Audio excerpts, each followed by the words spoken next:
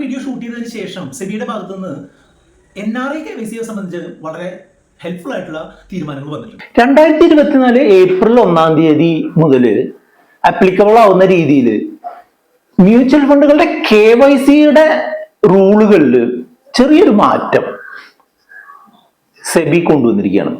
Security and exchange board of ഇന്ത്യയും ആംഫിയും ഒക്കെ ഡിസ്കസ് ചെയ്തിട്ടാണ് ഇത് തീരുമാനിച്ചിട്ടുള്ളതെന്നുണ്ടെങ്കിലും പല ഇൻവെസ്റ്റർമാർക്കും വളരെയധികം പ്രശ്നങ്ങൾ ഉണ്ടാക്കുന്നുണ്ട് എന്നുള്ളതാണ് റുപ്പി ബാങ്കിന്റെ വാട്സപ്പ് നമ്പറിലേക്ക് വരുന്ന കോളുകളും മെസ്സേജുകളും സൂചിപ്പിക്കുന്നത്. പല ആളുകളുടെയും മ്യൂച്വൽ ഫണ്ട് അക്കൗണ്ട് ഹോൾഡ് ആയിപ്പോയി, അതായത് അങ്ങോട്ട് പൈസ ഇടാനോ ഇങ്ങോട്ട് എടുക്കാനോ പറ്റുന്നില്ല, പുതിയ അക്കൗണ്ടുകൾ ഓപ്പൺ ചെയ്യാൻ പറ്റുന്നില്ല, പുതിയ മ്യൂച്വൽ ഫണ്ട് SIPകൾ സ്റ്റാർട്ട് ചെയ്യാൻ പറ്റുന്നില്ല, വരുന്ന SIPകൾ റിജക്റ്റ് ആയി പോകുന്നു. ഇങ്ങനെയുള്ള ധാരാളം പ്രശ്നങ്ങൾ ഈ ഏപ്രിൽ 1 ശേഷം സംഭവിച്ചിട്ടുണ്ട്. എന്തുകൊണ്ടാണ് അത് സംഭവിക്കുന്നതെന്നും എങ്ങനെ നമുക്കത് ക്ലിയർ ചെയ്യാം എന്നുള്ളതും ആണ് ഈ വീഡിയോയുടെ ഞാൻ പറഞ്ഞുതരാൻ ശ്രമിക്കുന്നത്. പിന്നെ നിങ്ങൾ ശ്രദ്ധിക്കേണ്ട ഒരു കാര്യം എന്താണെന്ന് വെച്ചാൽ ഇതിപ്പോൾ വന്നിട്ടുള്ള ഒരു ചേഞ്ച് ആണ് എന്നുള്ളത് കൊണ്ട് തന്നെ ഇതിൽ ചെറിയ ചെറിയ മാറ്റങ്ങൾ വരാനായിട്ട് സാധ്യതയുണ്ട്. ഈ വീഡിയോ ഷൂട്ട് ചെയ്യുന്ന അന്നത്തെ ഒരവസ്ഥയെ ബേസ് ചെയ്തുകൊണ്ടാണ് ഈ വീഡിയോ ചെയ്യുന്നത്. അതിൽ ഫർദർ ആയിട്ട് എന്തെങ്കിലും മാറ്റം വരുന്നുണ്ടെങ്കിൽ വീഡിയോ ഡിസ്ക്രിപ്ഷൻ ഒന്ന് ചെക്ക് ചെയ്താൽ നിങ്ങൾക്ക് അതിനെ പറ്റിയുള്ള കൂടുതൽ വിവരങ്ങൾ അറിയാം. KYC എന്ന് പറഞ്ഞിട്ടുണ്ടെങ്കിൽ നോ യുവർ കസ്റ്റമർ അല്ലെങ്കിൽ നോ യുവർ ക്ലയന്റ് എന്ന് പറഞ്ഞിട്ടുള്ളതിന്റെ ഒരു ഷോർട്ട് ഫോം ആണെന്ന് നിങ്ങൾക്കറിയാം അല്ലെ. അതായത് ഈ ഇൻവെസ്റ്റ്മെന്റ് നടത്തുന്ന ആള് ഇന്ന ആളാണ് എന്നും ഇവിടെ താമസിക്കുന്ന ഒരാളാണെന്നും അയാൾ ഇന്ന സിറ്റിസൺ ആണെന്നും ഒക്കെ കാണിക്കുന്ന തരത്തിലുള്ള രേഖകൾ കൊടുത്തുകൊണ്ട് കൃത്യമായിട്ടുള്ള ട്രാൻസാക്ഷൻസ് കൃത്യമായിട്ടുള്ള ആളുകളാണ് നടത്തുന്നത് എന്നുള്ളത് എൻഷുർ ചെയ്യുന്നതിനുള്ള ഒരു സംവിധാനമാണ്. KYC നടത്തുന്നതിനായിട്ട് നമുക്ക് പ്രധാനമായിട്ട് വേണ്ട രേഖകൾ എന്തൊക്കെയായിരുന്നു വെച്ചാൽ നമ്മളുടെ ഐഡന്റിറ്റി പ്രൂവ് ചെയ്യുന്നതും അഡ്രസ് പ്രൂവ് ചെയ്യുന്നതുമായിട്ടുള്ള രേഖകളാണ് വേണ്ടിയിരുന്നത്. അപ്പോ അതിന് പല രേഖകളും നമ്മൾ സമർപ്പിക്കാറുണ്ട്. ഐഡന്റിറ്റി പ്രൂവ് ചെയ്യുന്നതിനായിട്ട് election ID card, driving licence, ഈ പാസ്പോർട്ട്, ആധാർ പോലുള്ള കാര്യങ്ങളൊക്കെ നമ്മൾ ചെയ്യാറുണ്ട്. അഡ്രസ് പ്രൂവ് ചെയ്യുന്നതിനായിട്ട് ബാങ്കിന്റെ സ്റ്റേറ്റ്മെന്റ് അല്ലെങ്കിൽ ഗ്യാസ് കണക്ഷന്റെ ബില്ല്, ഇലക്ട്രിസിറ്റി ബില്ലൊക്കെ നമ്മൾ കൊടുത്തൊക്കെ ചെയ്യാറുണ്ട്. പക്ഷേ ഇപ്പോൾ വരുത്തിയിട്ടുള്ള തീരുമാനം എന്ന് പറഞ്ഞിട്ടുണ്ടെങ്കിൽ പ്രധാനമായിട്ട് ഫോട്ടോ ഉള്ള ഐഡന്റിറ്റി കാർഡുകൾ അല്ലെങ്കിൽ അഡ്രസ് പ്രൂഫുകൾ സമർപ്പിച്ചുകൊണ്ട് ചെയ്യണമെന്നാണ് പറഞ്ഞിട്ടുള്ളത്. ചുരുക്കി പറഞ്ഞാൽ അവർ പറയുന്നത് എല്ലാ അക്കൗണ്ടുകളും ആധാറും പാനും ആധാറുമായിട്ട് ലിങ്ക് ചെയ്തിട്ടുള്ള മൊബൈൽ നമ്പറും വെച്ച് ചെയ്യണം എന്നുള്ള രീതിയിലാണ് വന്നിട്ടുള്ളത്.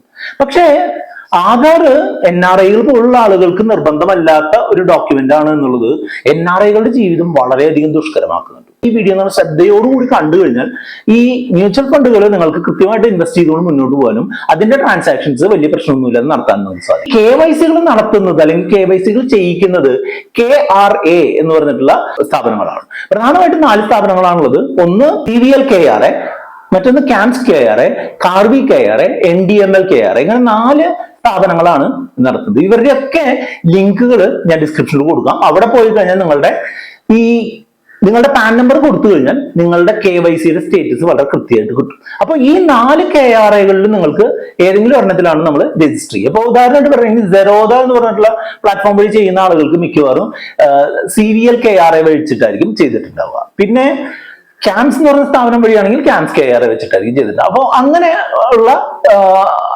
അതാണ് ഈ KRAകളും KYCയും തമ്മിലുള്ള ബന്ധം കേട്ടോ. ഞാൻ ഈ പറയുന്ന സ്റ്റെപ്പ് ഫോളോ ചെയ്ത് കഴിഞ്ഞാൽ നിങ്ങളുടെ പാൻ നമ്പർ കൃത്യമായിട്ടുള്ള KYC ചെയ്തിട്ടുണ്ടോ എന്നുള്ളത് മനസ്സിലാക്കാൻ സാധിക്കും. അതായത് CVL KRAയുടെ ഒരു ലിങ്ക് ഞാൻ ഡിസ്ക്രിപ്ഷനിൽ കൊടുക്കാം. അത് ക്ലിക്ക് ചെയ്ത് കഴിഞ്ഞിട്ടുണ്ടെന്നുണ്ടെങ്കിൽ നിങ്ങൾക്ക് അവിടെ KYC എൻക്വയറി എന്ന് പറഞ്ഞൊരു ഓപ്ഷൻ കിട്ടും. പേജിൽ നിങ്ങൾ എന്ത് ചെയ്യണം, നിങ്ങളുടെ പാൻ നമ്പറും നിങ്ങൾ ലെജിറ്റിമേറ്റ് ആയിട്ടുള്ള ഒരാളാണെന്ന് തെളിയിക്കുന്ന ഒരു ക്യാപ്ച കോഡ് നിങ്ങൾ ടൈപ്പ് ചെയ്ത് OK കൊടുത്തു കഴിഞ്ഞാൽ അവിടെ നിങ്ങൾക്ക് നിങ്ങളുടെ KYC ഏത് KRAയുമായിട്ട് രജിസ്റ്റർ ചെയ്തിട്ടുള്ളതാണെന്നും അതിന്റെ സ്റ്റേറ്റസ് എന്താണെന്നും നിങ്ങൾക്ക് അറിയാൻ പറ്റും. അപ്പോൾ അത് ഏത് വഴിയായാലും CVL KRA ആയാലും CAMS KRA ആയാലും Karvy KRA ആയാലും NDML KRA ആയാലും കുഴപ്പമൊന്നുമില്ല. ഏതെങ്കിലും ഒരെണ്ണത്തിൽ നിങ്ങളുടെ KYC അല്ലെങ്കിൽ പാൻ നമ്പർ KYC കൃത്യമായിട്ട് കംപ്ലീറ്റ് ആയിരിക്കണം എന്നുള്ളതാണ്. 3 സ്റ്റേറ്റസുകളാണ് അത് കാണാനായിട്ട് സാധിക്കും. ഒന്ന് വാലിഡേറ്റഡ് എന്നുള്ളത്, 2 രജിസ്റ്റേർഡ് എന്നുള്ളത്, 3 ഓൺ ഹോൾഡ് എന്നുള്ളത്.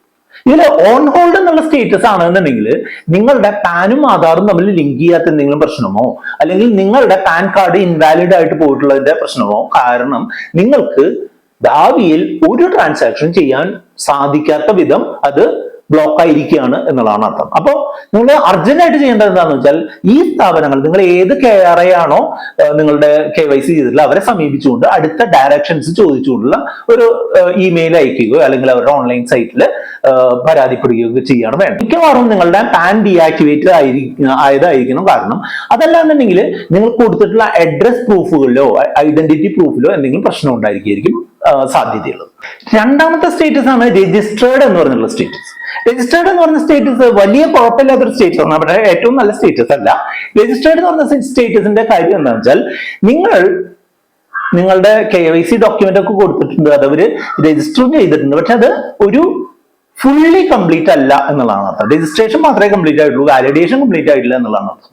അപ്പൊ നിങ്ങളുടെ ആധാറുമായിട്ട് ലിങ്ക് ചെയ്തിട്ടുള്ള മൊബൈൽ നമ്പർ ഉപയോഗിച്ചോ അല്ലെങ്കിൽ മറ്റ് കൃത്യമായിട്ടുള്ള അഡ്രസ് പ്രൂഫും ഐഡന്റിറ്റി പ്രൂഫും കൊടുത്തുകൊണ്ട് അത് കംപ്ലീറ്റ് ചെയ്യണം എന്നുള്ളതാണ് അതിന്റെ അർത്ഥം.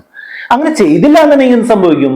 നിങ്ങൾക്ക് പുതിയ മ്യൂച്വൽ ഫണ്ടുകൾ ഓപ്പൺ ചെയ്യാൻ പറ്റാതിരിക്കുകയോ ചിലപ്പോൾ നിങ്ങളുടെ തിരിച്ച് പൈസ കിട്ടുന്ന റിഡംഷൻ ട്രാൻസാക്ഷൻസ് ഫെയിൽ ആവാനുള്ള സാധ്യതയുണ്ട്.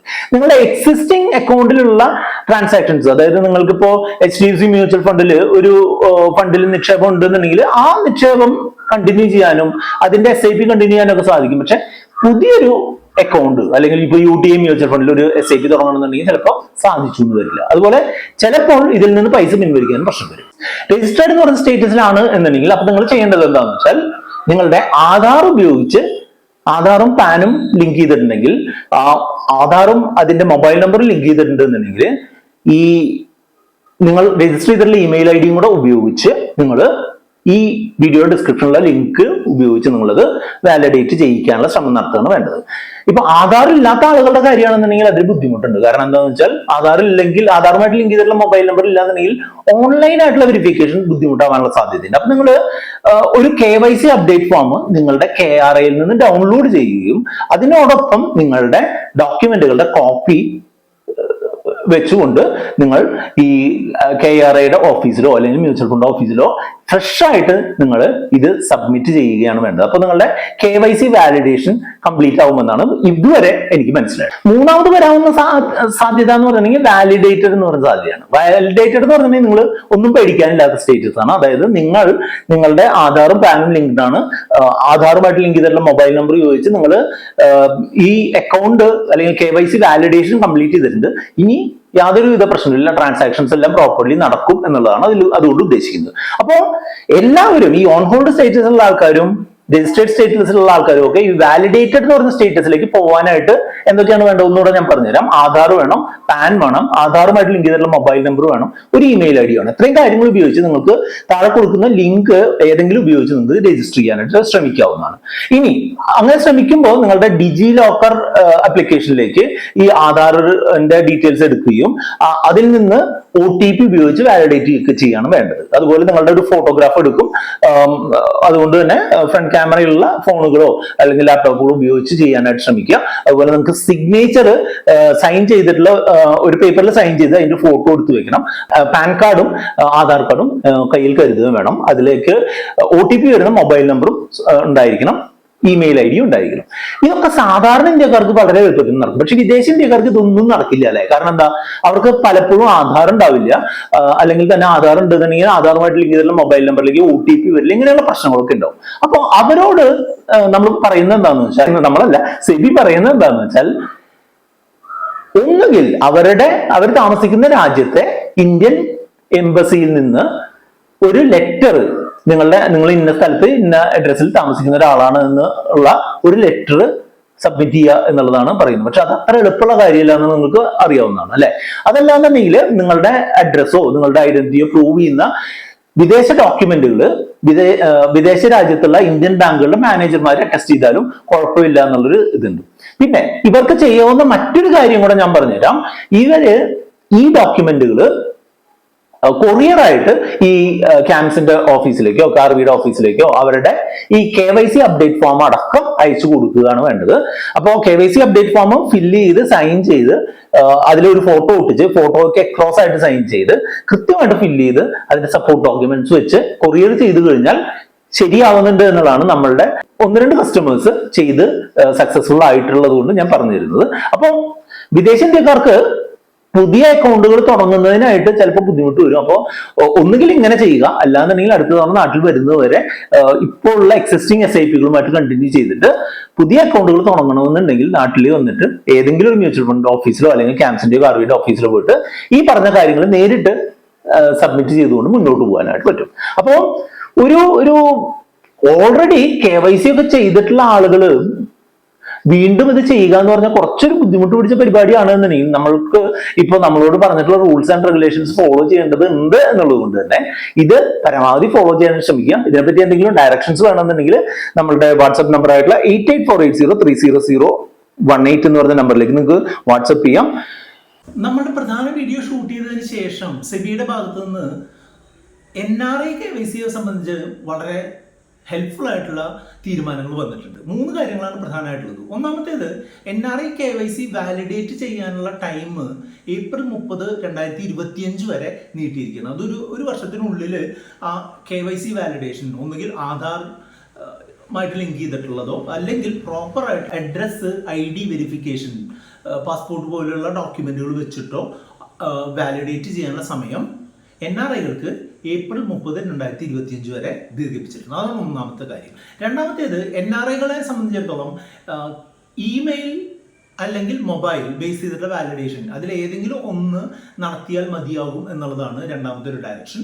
മൂന്നാമത്തെ ഡയറക്ഷൻ എന്താണെന്ന് വെച്ചാൽ മാർച്ച് 31, 2024 കഴിഞ്ഞ മാർച്ച് 31 സമയത്ത് ആക്റ്റീവായിട്ടുള്ള ക്ലയൻസിന് അവരുടെ KYC സ്റ്റേറ്റസ് എന്താണെന്നുണ്ടെങ്കിലും ഒരു പ്രശ്നവും കൂടാതെ പൈസ പിൻവലിക്കാനുള്ള ഓപ്ഷനും സെബി KRകളോട് കൊടുക്കാനായിട്ട് പറഞ്ഞിട്ടുണ്ട്. അതായത് മാർച്ച് 31-ാം തീയതി പ്രോപ്പർ ആയിട്ടുള്ള അല്ലെങ്കിൽ മാർച്ച് 31-ാം തീയതി വരെ കൃത്യമായിട്ട് ഇൻവെസ്റ്റ് ചെയ്തു വന്നിട്ടുള്ള ആളുകൾക്ക് ഈ KYC വാലിഡേറ്റ് അല്ലെങ്കിലും പൈസ തിരികെ എടുക്കാനുള്ള ഓപ്ഷൻ ഉണ്ടാവും.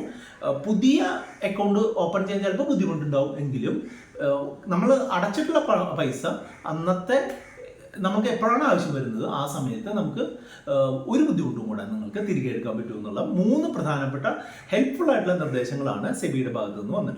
വീഡിയോ ഷൂട്ട് ചെയ്തിട്ടും എഡിറ്റ് ചെയ്തതിനൊക്കെ ശേഷം മെയ് 14-ാം തീയതി സെബി പുതിയൊരു സർക്കുലർ ഇറക്കിയിട്ടുണ്ട്.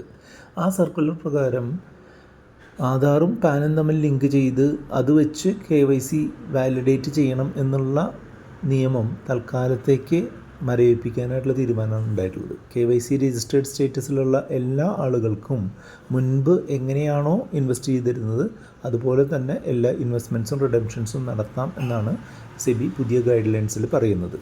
അതുകൊണ്ട് തന്നെ ഈ NRI ആയിട്ടുള്ള കസ്റ്റമേഴ്സിനും വേറെ പ്രശ്നങ്ങളൊന്നുമില്ലാതെ തുടർന്നും ഇൻവെസ്റ്റ്മെൻറ്റ് നടത്താനായിട്ട് സാധിക്കും. എന്തായാലും അതൊരു നല്ല നീക്കമാണ്. പക്ഷേ കുറച്ച് സമയം കഴിഞ്ഞാൽ ഇതിൽ മാറ്റം വരും എന്നുള്ളത് കൊണ്ട് തന്നെ ഈ KYC രജിസ്റ്റേർഡ് സ്റ്റേറ്റസ് പ്രോപ്പറായിട്ട് വാലിഡേറ്റഡ് ആക്കുന്നതിനുള്ള കാര്യങ്ങൾ നമ്മൾ ചെയ്തുകൊണ്ടിരിക്കണം എന്നുള്ളതാണ് എൻ്റെ അഭിപ്രായം. കൂട്ടുകാരുമായിട്ട് ഷെയർ ചെയ്ത് കഴിഞ്ഞാൽ അവർക്കും ഉപകാരപ്പെടുന്ന ഒരു വീഡിയോ ആണിത്. വീഡിയോ ലൈക്ക് ചെയ്യാനും കമൻറ്റ് ചെയ്യാനും മറക്കരുത്.